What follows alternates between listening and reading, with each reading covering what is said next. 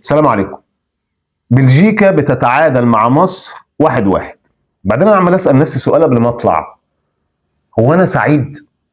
قعدت اسال نفسي السؤال ده كتير قوي والله قبل ما اطلع، عشان عايز احسم الامر مع نفسي. لكن الحقيقه بمنتهى الامانه ده شعوري، انا مش سعيد، يعني انا مش سعيد. تعادلت مع بلجيكا، فرقه قويه جدا. مش سعيد، هتقولي مش سعيد بالنتيجه، لا، مش النتيجه اللي مش مخلياني سعيد.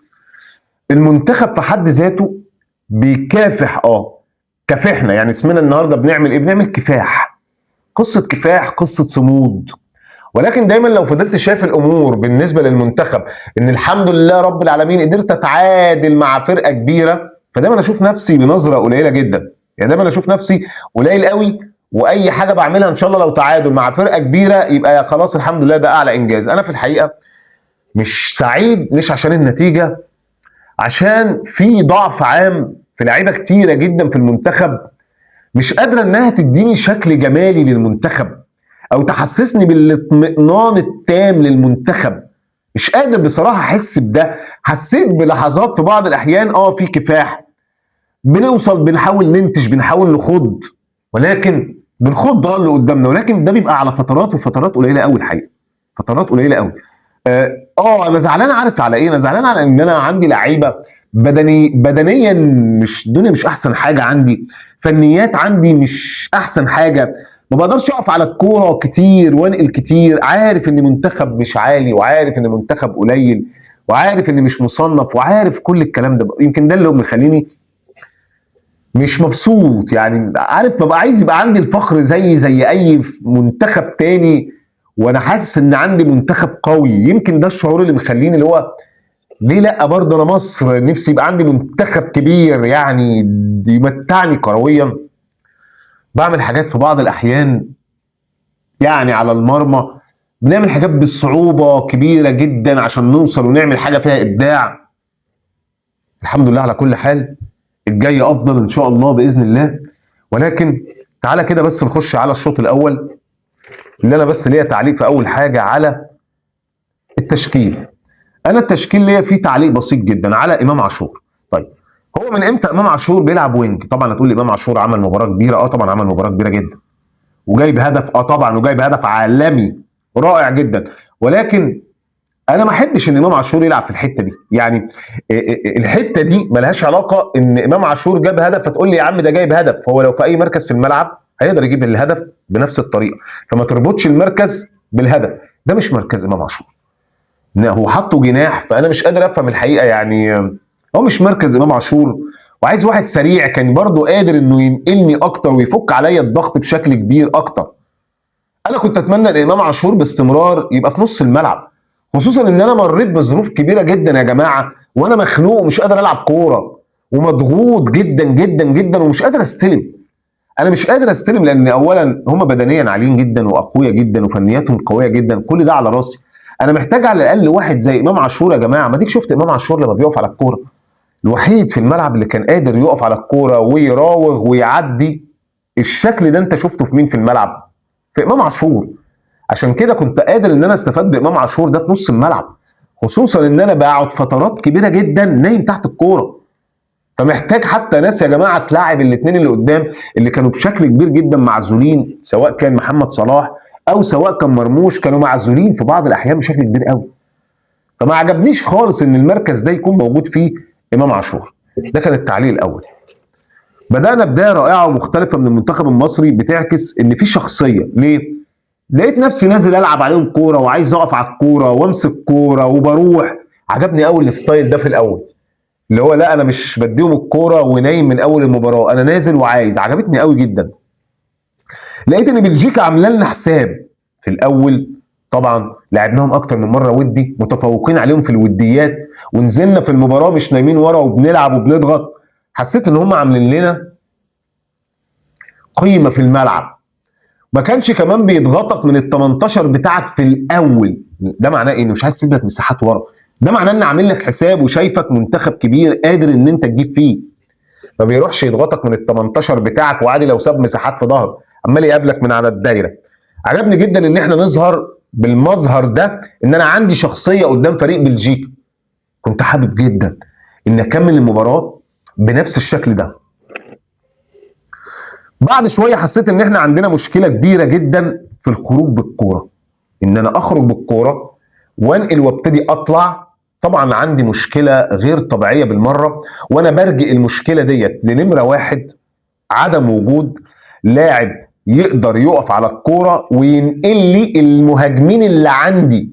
ما مش ممكن يا جماعه يبقى مرموش وصلاح هيفضلوا موجودين في نص الملعب عندي انا وبيدافعوا معايا انا، ومطالب ان هم برضو اللي ينقلوني انا ويخرجوني انا ويعملوا لي الهجمه. مش ممكن، مش ممكن، مش الدور بتاعهم ده، يعني ده مش دورهم. عشان كده انا مش قادر اخرج بالكوره، انا مش قادر انقل. طبعا انا مش قادر انقل ده، طبعا ده حاجات كبيره جدا. اولا احنا مش عاليين جدا فنيا، دي بنقف على الحياه بتاعتنا. احنا مش عاليين جدا فنيا علشان نقدر ننقل على فرق كبيره ونسلم ونستلم بلياقه بدنيه عاليه ونقدر ننقل وعندنا السرعات ونقدر نخرج بالكوره. ده مش موجود عندنا.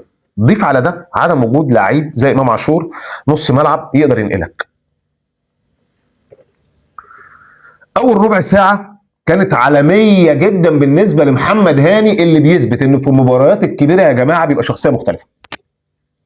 محمد هاني ده بيبقى في بعض الاحيان على قدر الحدث اللي هو فيه. النهارده محمد هاني عامل مباراه على دوكو رهيبه جدا، لدرجه ان ايه بقى؟ في الدقيقه 35 من الشوط الاول مدرب بينقل دوكو الناحيه الثانيه عند فتوح. ابعد عن المقرف ده، ابعد عن المقرف ده وروح الناحيه الثانيه، وخاصه ان كان فتوح خد انذار. بعد شويه رجعنا ندافع كلنا ورا وننام كلنا ورا ونبتدي نفكر في التحولات والمرتدات اللي كنت بشوف فيها ان احنا مش قادرين نعملها صعوبه جدا. وانا قلت لك ليه؟ اذ ربنا يكرمنا بواحده بتاعت محمد صلاح وامام عاشور في الدقيقه 20، الهدف بتاع امام عاشور اللي اتعملت بسرعه جدا. احنا نقلنا الكوره، لو الكوره دي اتبعتها هتلاقي من عند امام في الاول بيعملها، بيغير الملعب كله بيوديها لصلاح الناحيه الثانيه. الكوره اتنقلت نقلتين ثلاثه هناك، وصلت لمحمد صلاح، كانت سريعه جدا، ما كانش في تحضير، كان في سرعه، كان في رؤيه، تيك تيك محمد صلاح حطها لامام عاشور. امام عاشور الاستلامه هي الجول، الاستلامه يعني الجول. فين الجميل ده بتاع امام الرائع؟ اللي امام عن شخصيه ما بيخافش. امام واضح انه لعيب ما بيتهزش، حاسس بنفسه بامكانياته ما بيتهزش. يرقص دي بروين ويعدي ويخش ويدوس على الكوره، ما عندوش مشكله خالص. الاستلامه بتاعت الكوره هو جاي من وضع مندفع، بيحط الكوره قدامه اللي هو ببطن رجله عشان تروح وترجع له. تيك مع جسمي وانا رايح بجسمي بالكوره، احط بطن رجلي اللي هي تروح وتبقى بترد لك تاني. ركز في دي قوي مع الفهمان بقى. تيك اعملها كده وهي جايه لك تكايه، فتروح وتبقى بترجع تاني، وهي بترجع بتقول لك والنبي شوطني بقى، والنبي خلصني من معاناتي. وعلى رجل مين؟ امام عاشور الشويط اصلا اللي رجله تقيله جدا جدا جدا، بيحط واحده رائعه. الحمد لله جبنا هدف، وهدف رائع جميل جدا. رجعنا نمنا ورا بشكل كبير، ولكن كنا عندنا تمركز جيد جدا ورا. يعني اولا المساحات بيننا وبين بعض كلها ضيقه جدا، كلنا قريبين جدا جدا من بعض. على فكره ده طبيعي جدا. ليه ده طبيعي؟ لان انا اصلا بلعب بال11 لاعب كلهم ورا. فسواء انت متمركز كويس او لا، انت عندك 11 واحد كلهم موجودين عندك ورا، فاوريدي هم قافلين كل المساحات اللي موجوده ورا، ولكن كنا جيدين في الدفاع. ما كانش البلجيكا مساحات قادره انها تنقل فيها في العمق او تلعبنا فيها في العمق. في الدقيقه 30 كتبت محتاجين حد نقف عليه بقى، خلاص بجد صعب قوي نكمل المباراه بالشكل ده. صعب يا جماعه نكمل المباراه بالشكل ده، وخصوصا ان انت عندك لعيب زي زيكو. ممكن يكون لعيب جيد، ممكن يكون لعيب جيد، لعيب هادي جدا، ما بشوفوش مؤثر بشكل كبير قوي. فعشان كده بقول لك لو جيت بصيت النهارده يا جماعه هتلاقي ان انت عندك بعض الحاجات كانت خانقه الملعب. ضيف على كده ان كان عندك مروان ومهند في الاول، او خاصه في الشوط الاول. مروان كمل الجيم بشكل جيد، ولكن في الاول خصوصا برضو ما يعتبرش عندك ديفندرين او 6 و8 وطبعا انت عايز تسميهم ايه، قادرين ان هم في نص الملعب يساعدوك حتى ان انت ينقلوا لك الناس زيهم زي المدافعين بالظبط. يعني مفيش اختلاف. دي برضو نقطه يا جماعه مهمه، ان الاثنين دول اولا شبه بعض جدا، الاثنين شبه بعض قوي، تحسهم ديفندرات صرف، اللي هو بمعنى لا تنتظر مني الا ان انا احاول اقطع الكوره. غير كده لا. برضه مشكله ديت معايا يا جماعه، لان في الزياده الهجوميه بحس ان انا عندي معاناه وقله شديده في اللاعبين جوه. ما هو مش ممكن يبقى انا دوري كله قاطع بس. مروان في واحده طلع حب يعني وصل لحد 18 وبقى بيعمل حاجات غريبه، بقى بيجي ينقل كوره غريبه ويعمل حاجه غريبه. فمش ممكن يا جماعه لعيبه القطعيه بتاع، انا عارف ان دي الامكانيات وعارف ان احنا نقطع بس. فعشان كده بقول لك على الاقل خالص كنت حطيت قدام مهند وقدام مروان لعيب زي امام عاشور، واستغنيت لي تماما عن زيكو تماما خالص. ونقطه تانية، طالما انت مش مقتنع بتريزيجيه، صدقني صدقني يا ابني، لاعب مرموش وينج. لاعب مرموش دوت وينج ليفت، هو سريع وهو بيرقص وهو بيعرف يستلم، لعبه هناك. ولاعبنا في فروت زي حمزه عبد الكريم، يا ابني اديله يا جماعه. فكره اللاعب الصغير اللي ما لعبوش دي بطلت من زمان قوي، من عام ككح. اديله يا عم يلعب فروت صريح، ويبقى عندك صلاح وينج رايت، ويبقى عندك مرموش وينج ليفت، يبقى عندك خط هجوم. ليفربول والسيتي برشلونه الاسم يخض، واكيد عندهم. ولاعب في النص امام عاشور، خلي عندك امام عاشور وراهم. بقى عندك اريحيه شديده جدا في الملعب، اكتر من اوبشن موجود في الملعب، خاصه ان مرموش جوه. يعني المركز بتاعه كل ما يجي يستلم مضغوط، مش قادر يعمل محطه، بيفكر في الترقيص اكتر من ان هو يلاعبنا. لا خلاص، خلي النوعيه ديت على الوينج. في الدقيقه 73 زيكو كده جات له فرصه من واحده، شاطها من بره. بقول لك محمد هاني رائع، عاجبني جدا طول المباراه. نص ملعب بلجيكا في التقفيل تقول لك ممنوع تعرف تطلع بالكوره. طبعا عندهم نص ملعب يعني ناهيك عن امكانياتك القليله جدا في الاستلام والتسليم والطلوع بالكوره، بيقابلك كمان نص ملعب قوي جدا. في الدقيقه 35 زي ما بقول لك تم نقل دوكو مكان فتوح، كانت حركه ذكيه، لان محمد هاني كان قرفه جدا. نمره واحد، نمره اتنين فتوح كان عنده انذار فقال لك يلعب عليه. بالمناسبه فتوح مش ده فتوح، مش ده فتوح خالص. فتوح عنده اعلى من كده بمراحل، وانا بقول لك من فترات كبيره جدا فتوح مش جاهز، لا بدنيا ولا ذهنيا ولا فنيا. فتوح مش جاهز. فتوح لو جاهز يا جماعه، فتوح ده فرقه لوحده من ناحيه الشمال. فتوح فرقه لوحده يا جماعه، فهو برده مش جاهز. دايما باستمرار اعترضت على مكان امام عاشور، لان مكان امام عاشور اللي هو لاعبه فيه اللي هو ناحيه الوينج ليفت ده مضيع عليا انا فرصتي. مضيع عليا فرصه اولى ان هو اساسا يبقى موجود في النص وينقلني، ومضيع عليا فرصه ثانيه ان يبقى في واحد مكانه موجود وينج. ما كانتش عجباني خالص. الشوط الثاني نزلنا تحت الكوره طبعا، لفتره كبيره قعدنا تحت الكوره. دي بروين جات له واحده في القائم في الدقيقه 53 59 مرموش بيضيع واحده قدام الجول انفراد، فضل رايح رايح رايح رايح. يعني مش قادر اتكلم على الكره ديت واوصفها ازاي. يعني مرموش خلاص، انت النهارده لعيب كبير بتلعب في نادي كبير، بتزق الكره. اولا شفت فيها بطء شديد جدا، شفت في زق الكوره بطء شديد جدا، شفت انك زودت بشكل كبير جدا. فانا مش قادر افهم انت وانت رايح بالطريقه دي.